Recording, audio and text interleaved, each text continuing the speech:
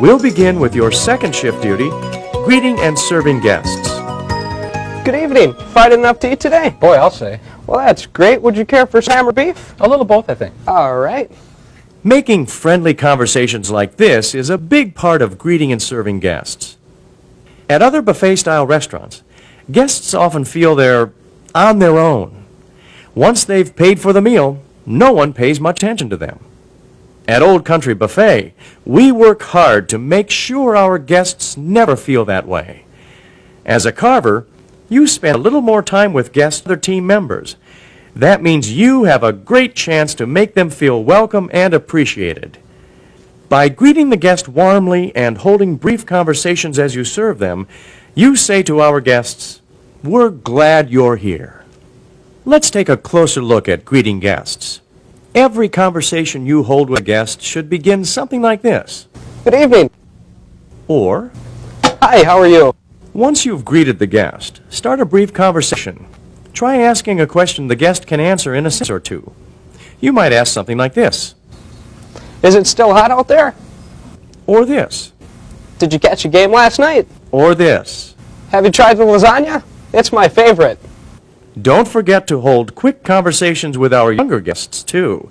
Children often play a big part in deciding which restaurant their parents visit.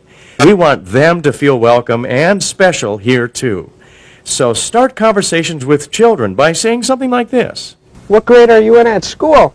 or this, Have you decided what dessert you're going to have? or this. Do you like hot fudge sundaes?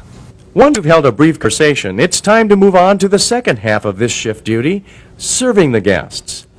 Begin by asking, Would you care for some ham or beef? Ham, please. once guests have chosen what meat they want, you'll carve a slice of it. Exactly what size of slice you will serve will be a judgment call on your part, unless the guest makes a special request. We don't limit the guest can have. We do, however, manage it to reduce waste. Here are some guidelines for knowing how much meat to serve a guest. When your guest's plate has very little on it, carve a full cut. Lay it over the bare portion of the plate. Children usually prefer smaller portions. Carve them a smaller cut. Place it on an open section of the plate. If your guest's plate looks like this, a quarter cut or a half cut of the meat the guest requests. Sometimes guests will tell you exactly what size of cut or number of pieces they want. Other guests will ask you to carve a slice thicker than our usual dime width. These guests all feel they're getting more when getting a thicker cut. Actually, the thin cut ensures them a tender piece of meat, which is why we carve dime thicknesses. If a guest asks you, I'd like a half-inch slice of that roast beef, please.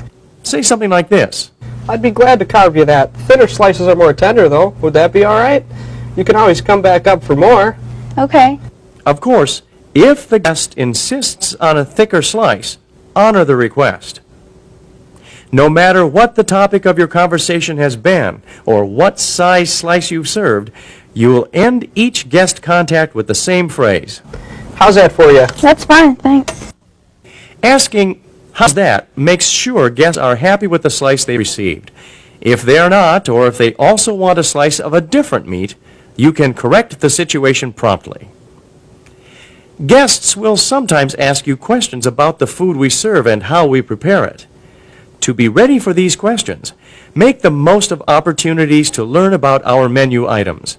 If you are asked a question you can't answer, find someone who can answer it.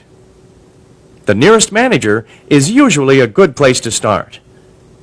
Your third shift duty is maintaining the carving station. As you carve and serve meats, your station quickly loses the cleanliness and appeal it had when the restaurant opened. Throughout your shift, you'll complete routine cleaning and maintenance tasks to return your station to its original appearance. Here are some of the tasks you'll complete. Wipe grease from the carving board with a paper towel. Grease and meat scraps spoil the appearance of your station. Wipe them away frequently. Discard the used paper towels in the wastebasket immediately. Keep the wastebasket in a spot that is. Then, wipe the carving board, front board, and stainless steel surfaces with a clean, sanitized towel. In between groups of guests to wipe your carving knives and chef's forks with your clean, sanitized towel. Keep an eye on the walls, mirrors, sneeze guards, and floors around your station to make sure they stay clean. If they aren't, use the time between guests to clean them. Floor spills immediately by guarding the area personally or putting up a wet floor sign until the spill can be cleaned up. Damp mopping the area with hot, soapy water, and leaving the wet floor sign in place until the area is completely dry. Be sure to wash your hands after performing every cleaning task. Rinse out your towels frequently in sanitizing solution. Towels that aren't sanitized frequently not only are unappetizing to look at, but they also leave streaks on the stainless steel. Maintaining the carving station includes maintaining carving knives. To keep your knives sharp and ready to carve, you use a grooved steel rod called, appropriately, the steel doesn't actually sharpen the knife. It hones it by aligning microscopic burrs on the edge of the blade. After cutting about 10 to 15 slices of meat, you will notice that your knife isn't cutting as easily as it was when it was first sharpened. It's then that you use the steel to restore the knife's edge. Here's how to use the steel. Note that the process is described for right-handed carvers. If you are left-handed, reverse the process. Before you start, put a carver's protective glove on each hand. Hold the steel in your left hand. Hold the steel so the point is up. You will keep the steel's tip up throughout this process.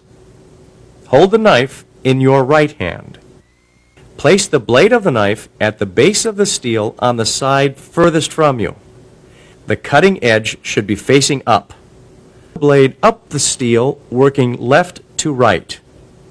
Make sure the entire blade is drawn across the steel. Next, blade of the knife at the tip of the steel on the side closest to you. Again, the cutting edge should face up. Draw the blade down left to right.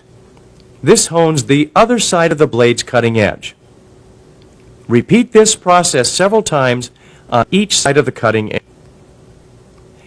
Draw the blade over the clean, sanitized towel lying on the carving counter.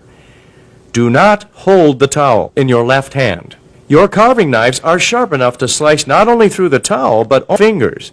Remember, knives are never taken to the dish room for cleaning. Once you have wiped the steel with your clean, sanitized towel, return it to its appropriate place.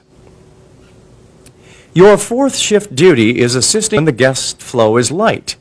When there are no guests at your station and you're caught up on your own tasks, you'll assist line attendants.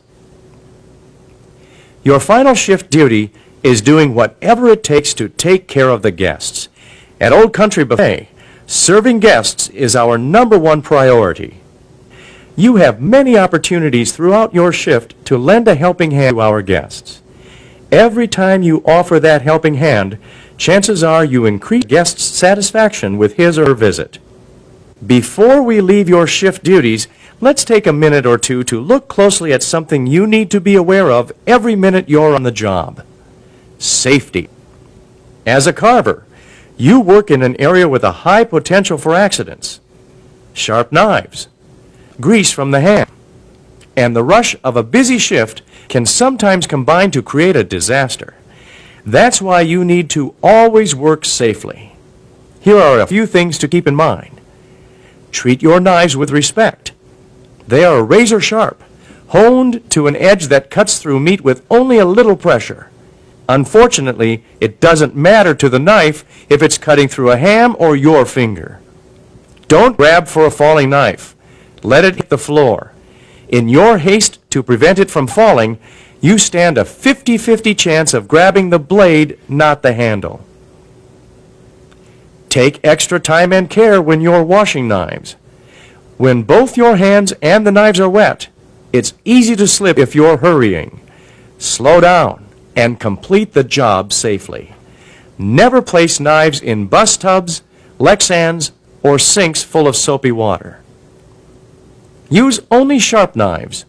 Believe it or not, Dull knives are more dangerous than sharp knives. Because you have to work harder to get a dull knife to cut, the chances of cutting yourself or a guest are much greater. Finally, be aware at all times of where the guest's hands are. Without realizing it, guests may move their hands in the path of your knife. Keep an eye out for this potential.